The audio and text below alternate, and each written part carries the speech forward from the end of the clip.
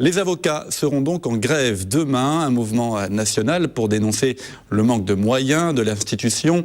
La situation financière de la justice continue à se dégrader. Maître Tissier, est-ce qu'on est arrivé à un point de non-retour? Est-ce que c'est vraiment très très compliqué maintenant? Point de non-retour, on est régulièrement confronté à cette crainte. Ce qui est clair, c'est que la justice aujourd'hui n'est pas une priorité, malheureusement. En tout cas, les moyens qui lui sont donnés en sont le témoin.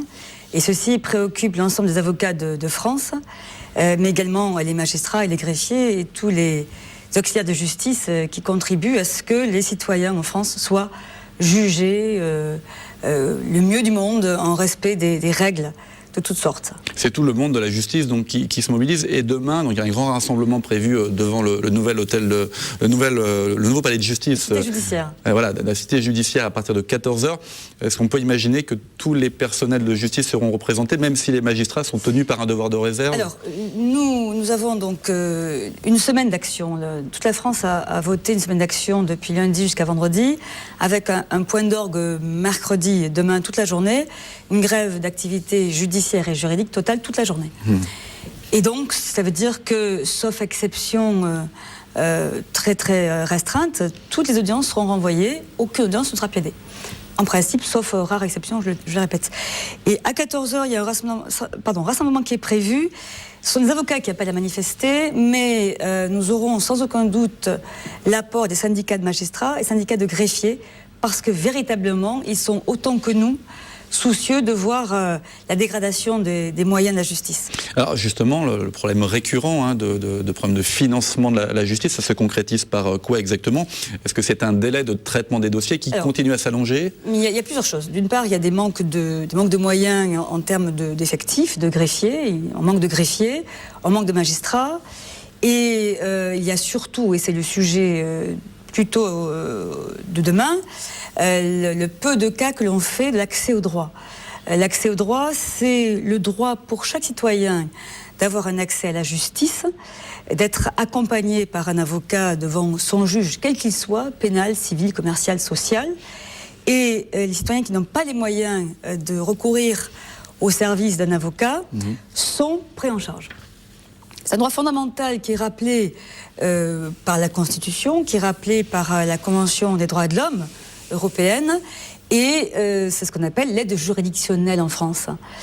Dans tous les États d'Europe, ce mécanisme existe, mais nous sommes, à vrai dire, parmi les plus mal lotis d'Europe, puisque, alors que, par exemple, en Grande-Bretagne, où il y a, je crois, on avait repéré 1100 euros, encore qu'il faut le mettre en livres, en Grande-Bretagne consacré par affaire, en France, c'est environ 350 euros. Et nous sommes très très loin, en Europe, au 37e rang d'intérêt pour le budget. Dans un classement très éloigné.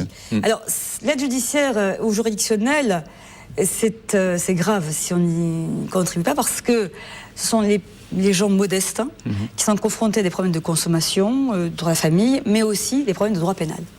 Et c'est le sujet aussi du jour, puisque vous le savez, la garde à vue est en question depuis quelques mois. On va en parler, mais ça veut dire que si je vous suis bien, il y a une justice à deux vitesses qui est en route. Si effectivement les plus défavorisés n'arrivent pas à accéder à la justice, ça veut dire qu'on va vers un système à deux vitesses.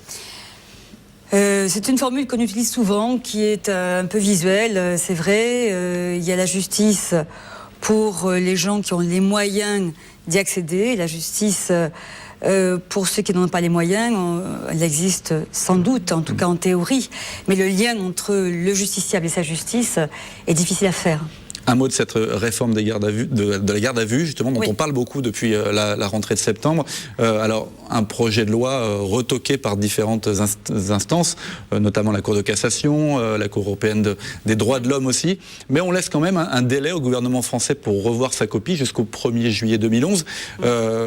D'ici là, qu'est-ce qui se passe? On continue à utiliser comme ça la garde à vue La procédure pénale est en réforme depuis déjà, un projet de réforme depuis déjà quelques mois. Et la garde à vue, effectivement, a été sur le devant de la scène pour deux raisons. Parce qu'il y avait un projet de réforme de la garde à vue. Et une deuxième raison surtout, c'est que toutes les instances importantes au plan judiciaire ou juridictionnel instances internes et européennes ont marqué leur désapprobation et leur sanction à l'égard à la fois de la procédure telle qu'elle existe aujourd'hui et par ricochet du projet qui est en cours, puisque le projet qui est en cours ne répond pas aux exigences à la fois européennes et constitutionnelles. Qu'est-ce qu'il faudrait alors pour que effectivement la garde à vue soit acceptable? Plusieurs choses. D'une part, il faudrait que la personne qui est interpellée et qui est mise en garde à vue soit informée de son droit à garder le silence. On a en France une culture de l'aveu et bien souvent, donc l'enquête policière et l'enquête préalable, mais la plupart du temps, il n'y a que l'enquête policière avant que quelqu'un soit traduit devant un tribunal, voire de correctionnel ou de police. Et finalement, c'est sur le fondement de l'aveu qu'on va traduire quelqu'un devant un juge pénal. Or, le gardé à vue aujourd'hui ne sait pas véritablement qu'il a le droit de garder le silence, qui est un droit fondamental, rappelé par la Cour européenne des droits de l'homme, notamment le 14 octobre dernier, et par la Cour de cassation, par 3 arrêts très importants du 19 octobre dernier, sur lesquels c'est un élément essentiel, ça. Vraiment communiqué. Il y a un communiqué de la Cour de cassation, ce qui n'est pas si fréquent. Bon, donc, et troisième point, non seulement, premier point, avoir le droit de garder le silence. Deuxième point, le droit d'être assisté d'un avocat dès la première heure sans doute, mais pendant toute la durée de la garde à vue, quelle que soit la nature de l'infraction qui est en jeu, quel que soit le type de cause qui est en jeu. Et troisième point, et c'est là où nous insistons aussi, non seulement le gardé à vue a droit à un avocat à côté de lui, mais il a droit à ce que l'avocat puisse exercer sa mission d'assistance de manière effective.